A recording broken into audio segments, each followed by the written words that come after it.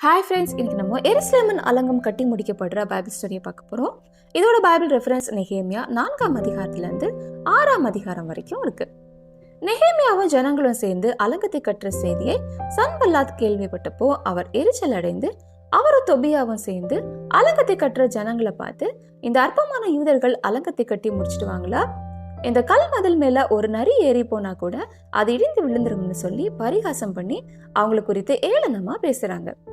ஆனாலும் அவங்களால ஜனங்களோட வேலையை தடை செய்ய முடியல. ஜனங்கள் அவங்களுக்கு எதிராக பேசப்பட்ட அந்த ஏளன பேச்சை கர்த்தர்கிட்ட முறையிட்டு அதுக்கப்புறம் அவங்களோட அலங்க வேலையை தொடர்ந்து செய்யறாங்க.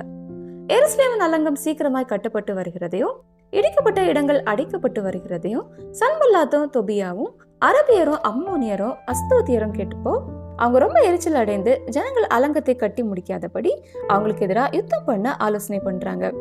ஆனாலும் நெகேமியா கர்த்தர்கிட்ட ஜெபம் பண்ணி எதிராளிகள் அவங்க செய்யற வேலையை தடை செய்யாதபடி காவல்காரர்களே வைக்கிறார். இப்படி வேலை துரிதமா நடந்துட்டு இருக்கும் போது ஜனங்கள் சோர்வடைந்து வேலைக்காரரோட பலம் குறைந்து போகுது. வழியெல்லாம் மண்ணும் மேடுமா இருக்கு. அதோட எங்களோட சத்துக்களும் எங்களை கொண்டு போடுவோம்னு மிரட்டுறாங்க. அதனால எங்களால அலங்கத்தை தொடர்ந்து கட்ட முடியாதுன்னு சொல்றாங்க. அப்போ நெகேமியா அலங்கத்துக்கு பின்னாடி இருக்கிற பள்ளமான இடங்களிலையும் மேடுகளிலையும் பட்டயங்களையும் ஈட்டிகளையும் வில்லிகளையும் பிடித்திருக்கிற ஜனங்களை குடும்பமாக நிறுத்தி ஜனங்களை பார்த்து, அவங்களுக்கு நீங்க பயப்பட வேண்டாம், கர்த்தர் மேல நீங்க உங்களோட நம்பிக்கையை வைத்து உங்களோட குடும்பத்துக்காக யுத்தம் பண்ணுங்கன்னு சொல்றாரு. அந்த நாள்ல இருந்து பாதி ஜனங்கள் வேலை செய்யறாங்க. மீதி பாதி ஜனங்கள் ஈட்டிகள், கேடயங்கள், வில்லுகள், கவசங்களோட காவல் காக்குறாங்க.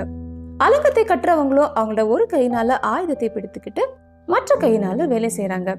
அப்போ நெகேமியா வேலை செய்யற ஜனங்களை பார்த்து, நம்ம செய்யறது ரொம்ப பெரிய வேலை, நம்ம ஒவ்வொருத்தனும் ரொம்ப தூரமா இருக்கிறோம், என் பக்கத்துல எக்காலம் ஊதுகிறவன் ஒருத்தன் இருக்கா, நீங்க எக்கால சத்தத்தை கேட்கும் போது எல்லாரும் என்கிட்ட வந்து கூடுங்க, கர்த்தர் நமக்காக யுத்தம் பண்ணுவார்னு சொல்றார்.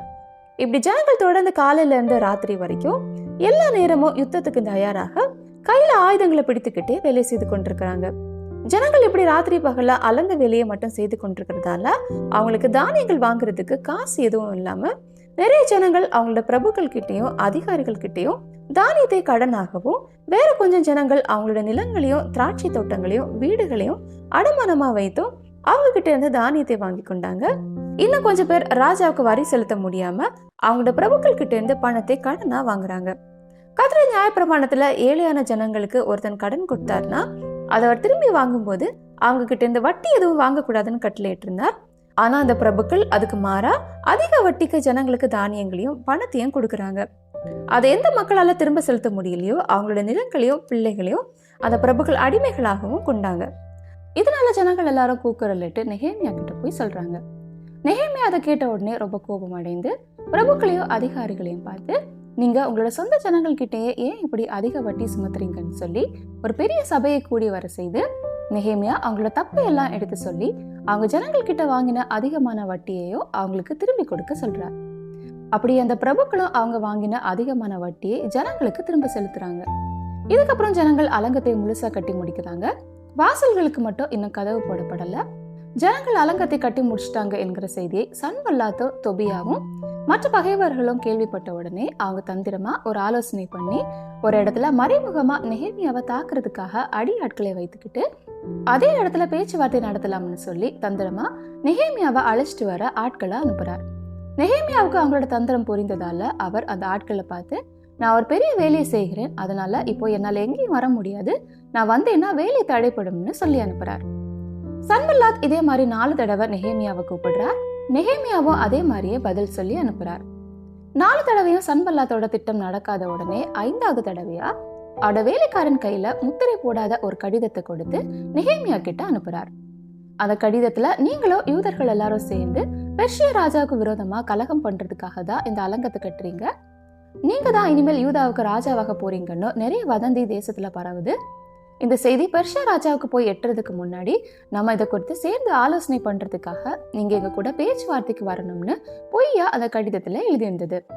அதுக்கு நெகேமியா, நீங்க நினைக்கிற மாதிரி இங்க ஏதோ நடக்கல, என்னால இப்போ எங்கேயும் வர முடியாதுன்னு இந்த வாட்டியும் சன்பல்லாத் கிட்ட சொல்லி அனுப்புறார்.